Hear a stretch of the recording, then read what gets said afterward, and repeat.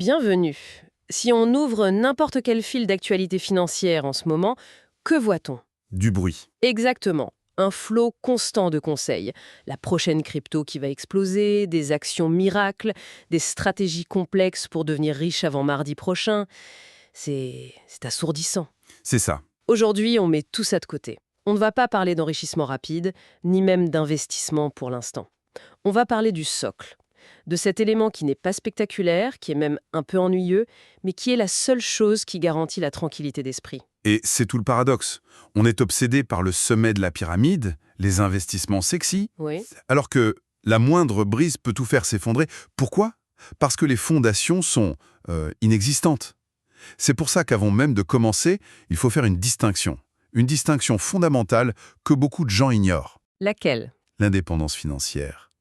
Ce n'est pas la richesse. Ah, c'est un point de départ essentiel. On a tendance à utiliser ces termes de manière un peu interchangeable, mais en fait, ils décrivent des réalités très différentes. Absolument. Ce ne sont pas du tout des synonymes. La richesse, c'est l'abondance, c'est le luxe, le surplus. L'indépendance financière, ou IAF, c'est un terme technique. D'accord. Ça signifie simplement que les revenus générés par les actifs couvrent les dépenses de survie. C'est la liberté, en fait, de ne plus dépendre d'un salaire pour vivre. C'est un état binaire. Soit on l'est, soit on ne l'est pas. Donc, la liberté avant le luxe. La stratégie que nous analysons vise l'indépendance financière en premier. Toujours. La liberté avant le luxe. C'est une excellente ligne directrice. Et pour donner le crédit nécessaire, il faut nommer l'architecte de ce système. Nous analysons la stratégie en 3 stades et 13 actions pour l'indépendance financière, développée par Tamir Kaham. Tamir est le concepteur et l'architecte de toute cette stratégie. Il est aussi le créateur de la chaîne YouTube The Golden Path to Financial Independence et le traducteur officiel en hébreu de The Richest Man in Babylon. Et c'est ce mélange qui est fascinant. C'est ce mélange spécifique d'ingénierie des systèmes modernes et de sagesse financière ancienne qui rend cette approche si puissante. Et aujourd'hui, nous discutons du stade 2, action 7 de la stratégie. Exactement.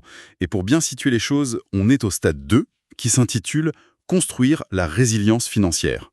Les étapes d'avant, comme la cartographie financière, le budget, c'était la préparation. La collecte de données, en somme. C'est ça la collecte de données.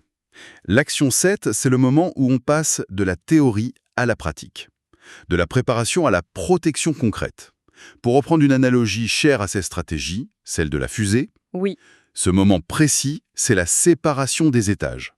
C'est l'instant où le système de sécurité se met en place pour permettre la véritable ascension. La séparation des étages, j'aime beaucoup l'idée que c'est un moment décisif. Pour que l'enjeu soit parfaitement clair, les sources proposent un test très viscéral. Ah oui, je vois lequel. Imaginez, il est 2 heures du matin. Vous dormez profondément et soudain, votre téléphone sonne. C'est une urgence, peut-être une crise médicale majeure, une perte d'emploi soudaine ou une réparation critique à la maison qui ne peut tout simplement pas attendre. À cette fraction de seconde, alors que vous attrapez le téléphone, que ressentez-vous? Ressentez-vous un nœud à l'estomac, une panique instantanée, une vague de comment vais-je payer pour ça? Ou vous sentez-vous calme, protégé, sachant que quoi qu'il arrive, vous avez un coussin financier qui vous donne du temps, des options et de l'espace pour respirer. C'est puissant comme image. Cette différence de ressenti, c'est précisément ce que nous construisons aujourd'hui. C'est la différence entre une crise qui va changer une vie et un simple inconvénient. C'est tout ce qui est en jeu. Et ce qui est intéressant, c'est le mot utilisé dans la stratégie. Ce n'est pas épargne d'urgence, mais forteresse. Pourquoi ce choix? Le mot épargne semble un peu passif, presque fragile. Oui, tout à fait. Forteresse, en revanche, ça évoque une structure défensive, solide, intentionnelle. On ne construit pas une forteresse par accident. C'est un choix de mots très délibéré. Une forteresse, ça a des murs épais, un emplacement stratégique et une mission claire, protéger ce qui se trouve à l'intérieur. On n'est plus dans la passivité. Pas du tout. Pensez à un gratte-ciel. On admire la flèche, les étages supérieurs. Ça, c'est notre portefeuille d'investissement. Mais ce qui garantit la stabilité de toute la structure, ce sont les fondations. Profondes et solides, invisibles depuis la surface. Et investir sans cette base. C'est construire un gratte-ciel sur du sable. La première tempête emporte tout. Cette idée de séquence, de construire dans le bon ordre, est donc primordiale. L'action 7 arrive à un moment très précis.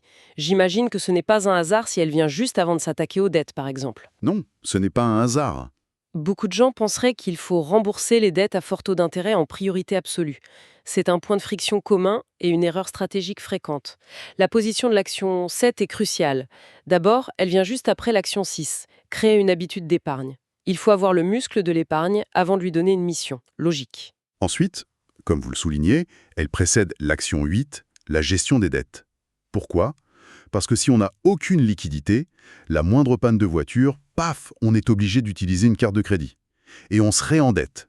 Et on détruit tous l'élan psychologique. Exactement. La forteresse, c'est le rempart qui empêche les nouvelles dettes d'entrer. Et enfin, elle est loin, avant l'action 11, l'acquisition du premier actif. C'est cette forteresse qui évitera d'être forcé de liquider ses investissements au pire moment possible. La séquence est vraiment la clé de la résilience. On en revient à cette analogie de la fusée que vous avez mentionnée, la séparation des étages.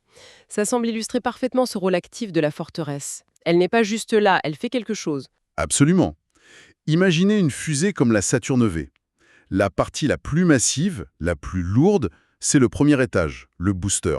D'accord. Son unique mission, c'est d'encaisser le choc initial de la gravité et de propulser l'ensemble vers le ciel. Dans notre analogie, la gravité, ce sont les chocs imprévus de la vie. La panne de voiture, la crise de santé. Voilà, la perte d'emploi. Le booster, c'est le fonds d'urgence. Son seul travail est d'absorber ces chocs pour que le vaisseau principal, les investissements à long terme, le chemin vers l'indépendance, puisse atteindre l'orbite sans être endommagé. Et une fois que le booster a fait son travail, il se détache. Il a servi son but. C'est ça. Ce qui signifie que si on utilise son fonds d'urgence pour une véritable urgence, ce n'est pas un échec. Ce n'est pas un retour en arrière. Non, C'est la preuve que le système a fonctionné exactement comme prévu. c'est une reprogrammation mentale qui est essentielle. Mais c'est là qu'une objection très logique apparaît, surtout chez les esprits analytiques. Je vois où vous voulez en venir. Ils regardent un compte d'épargne qui rapporte 1%, avec une inflation à 3%, et ils se disent C'est mathématiquement stupide. Je perds de l'argent chaque jour. précisément. Et c'est un argument qui se défend. Personne n'aime voir son pouvoir d'achat s'éroder. Pourquoi laisser cet argent se faire grignoter par l'inflation alors qu'il pourrait être investi? Pour répondre à ça, la stratégie propose de distinguer deux concepts. La taxe sur la stupidité et la taxe sur la catastrophe. J'aime bien les noms. La taxe sur la stupidité, c'est cette perte de pouvoir d'achat de 2 ou 3% due à l'inflation. C'est un coût visible, quantifiable. Mais il faut le recadrer. Ce n'est pas une perte, c'est une prime d'assurance. Une prime d'assurance, donc ce n'est pas un mauvais investissement, c'est une dépense de protection. C'est le prix que l'on paie pour la liquidité immédiate et la paix de l'esprit. Exactement. Et maintenant, comparons ça à la taxe sur la catastrophe. D'accord. Ça, c'est le coût, bien plus élevé et dévastateur, d'être forcé de vendre ses actions en pleine récession alors qu'elles sont en baisse de 30%. Simplement parce qu'on a perdu son emploi et qu'on a besoin de liquidité pour payer le loyer. Voilà. En conclusion, on accepte de payer la petite et prévisible taxe sur la stupidité pour s'assurer de ne jamais, jamais avoir à payer l'énorme et imprévisible taxe sur la catastrophe. Le but de cet argent est la protection, pas la performance. Protection, pas performance. La mission est on ne peut plus claire. Alors, passons à la construction. Quelles sont les règles incontournables de cette forteresse? Comment on s'assure qu'elle est bien construite? Il y a 3 règles non négociables. C'est un véritable triptyque. Liquidité, sécurité et séparation. Commençons par la liquidité. La première, la liquidité. L'argent doit être accessible en 24 à 48 heures. Donc on élimine tout de suite l'immobilier, les placements bloqués ou les assurances vie complexes où il faut remplir des formulaires pendant 3 semaines pour récupérer son argent. Claire. La deuxième est la sécurité. J'imagine que ça veut me dire pas de risque du tout. Zéro risque. Pas de crypto-monnaie, pas d'actions, même des obligations stables, ce n'est pas idéal. Cet argent doit être là intact même si l'économie mondiale s'effondre. On parle de comptes d'épargne réglementés ou de fonds monétaires de haute qualité. Le capital doit être garanti. Et la troisième, la séparation. Ça, c'est moins évident. Pourquoi est-ce si important? C'est peut-être la règle la plus importante psychologiquement. C'est ce que la stratégie appelle le pare-feu mental. Le fonds doit être sur un compte distinct de votre compte courant, idéalement Oui, dans une autre banque. dans une autre banque. Certains pourraient dire que c'est une complication inutile. N'est-ce pas juste se rendre la vie plus difficile pour accéder à son propre argent en cas de vraie urgence? C'est une excellente question et la réponse est que cette friction, c'est une caractéristique, pas un défaut. C'est voulu. C'est voulu. Cette séparation physique crée une barrière psychologique qui empêche les dépenses impulsives. Si l'argent est sur le même compte ou même dans la même banque, il est trop facile de le virer en quelques clics pour céder à une tentation. En le plaçant ailleurs, on se donne un temps de réflexion obligatoire. C'est malin. La règle est simple. Apple Pay ne doit pas pouvoir y toucher. Ce pare-feu protège le fonds de l'ennemi le plus dangereux, nous-mêmes. Le pare-feu mental, c'est une image puissante. Ça nous amène à la question qui fait peur à tout le monde, le combien. C'est souvent là que les gens se sentent submergés. Oui, le chiffre peut paraître énorme. L'objectif de 3 à 6 mois de dépenses peut sembler une montagne insurmontable, au point de ne même pas commencer. Absolument, et c'est un échec de conception de la plupart des conseils financiers. Ils vous montrent le sommet de l'Everest et oublient de vous parler du camp de base. J'aime l'image. C'est précisément pour ça que la stratégie utilise le cadre la colline contre la montagne. D'abord, et c'est crucial, il faut redéfinir le mot « dépense C'est-à-dire qu'il ne s'agit pas de 6 mois de notre train de vie habitué avec les restaurants et les abonnements. » Exactement. Il s'agit de vos dépenses de survie. Loyer, nourriture, charges essentielles, transport, remboursement minimum des dettes. C'est le strict nécessaire pour garder la tête hors de l'eau. D'accord, c'est déjà plus rassurant. Une fois ce chiffre calculé, on se fixe un premier objectif, la colline. Ça correspond à 3 mois de ses dépenses de survie. C'est un jalon qui est psychologiquement atteignable. Et la montagne ? La montagne, c'est l'objectif final de 6 mois. Mais au début, on l'ignore complètement. On ne se concentre que sur la conquête de la colline. On divise donc le problème en deux. On rend le premier pas possible. Et ce qui est fascinant, c'est ce qui se passe une fois ce premier palier atteint. Un déclic psychologique se produit. L'identité change. Comment ça ? On n'est plus quelqu'un qui essaye d'épargner, on est quelqu'un qui a un fonds d'urgence. Et à partir de cette nouvelle identité, de cette confiance, atteindre le sommet de la montagne devient beaucoup plus facile. C'est un changement de perspective fondamental. D'accord, la forteresse est construite, on a atteint la colline, voire la montagne. Mais la tentation reste. Comment on s'assure que cet argent n'est utilisé que pour de vraies urgences et non pour des urgences créées par le marketing, comme une promotion à ne pas manquer ? Il faut un filtre, un test simple, le test valide contre non valide. Expliquez-nous. Une urgence valide menace directement votre survie ou votre capacité à générer des revenus. Une perte d'emploi, une crise médicale, la réparation du toit qui fuit, la voiture essentielle pour aller au travail qui tombe en panne. Le test est-ce que cela créera une crise si je n'agis pas immédiatement ? Si la réponse est oui, c'est valide. Et le non valide, c'est donc tout le reste. Les soldes, les vacances. Tout le reste, les soldes uniques, les vacances imprévues, les cadeaux, on a tous ce moment de faiblesse. On voit une promotion pour un voyage et notre cerveau nous crie « c'est une urgence, cette offre ne se représentera jamais ». C'est tellement vrai. Le test valide contre non valide est l'adulte dans la pièce qui nous calme et nous rappelle la mission principale de la forteresse. Si un événement est prévisible, comme Noël, un anniversaire ou le changement des pneus, on doit épargner pour ça séparément, dans des fonds dédiés. La forteresse n'est que pour le véritablement imprévisible. C'est très clair. Maintenant qu'on sait comment la construire et la défendre, parlons des erreurs courantes. Où est-ce que les gens trébuchent le plus souvent ? J'imagine que les cartes de crédit figurent en bonne place sur cette liste. En tête de liste, oui. Le piège numéro 1, c'est de considérer sa carte de crédit comme un fonds d'urgence. C'est une illusion dangereuse. Pourquoi ? Utiliser une carte de crédit en cas de crise, c'est choisir de s'endetter à 25% d'intérêt au moment où on est le plus vulnérable. Ce n'est pas une corde de sécurité, c'est une pelle pour creuser son trou encore plus profond. Et le deuxième piège, Yvonne ? Le deuxième piège, on l'a déjà évoqué, c'est le remboursement agressif de la dette avant d'avoir constitué le fonds d'urgence. L'intention est louable, mais stratégiquement, c'est fragile. La séquence correcte, la plus résiliente, c'est construire la colline, les 3 mois de fonds de survie, puis attaquer la dette de manière agressive. Il faut de la stabilité avant de pouvoir être agressif. Stabilité avant agressivité. Exactement.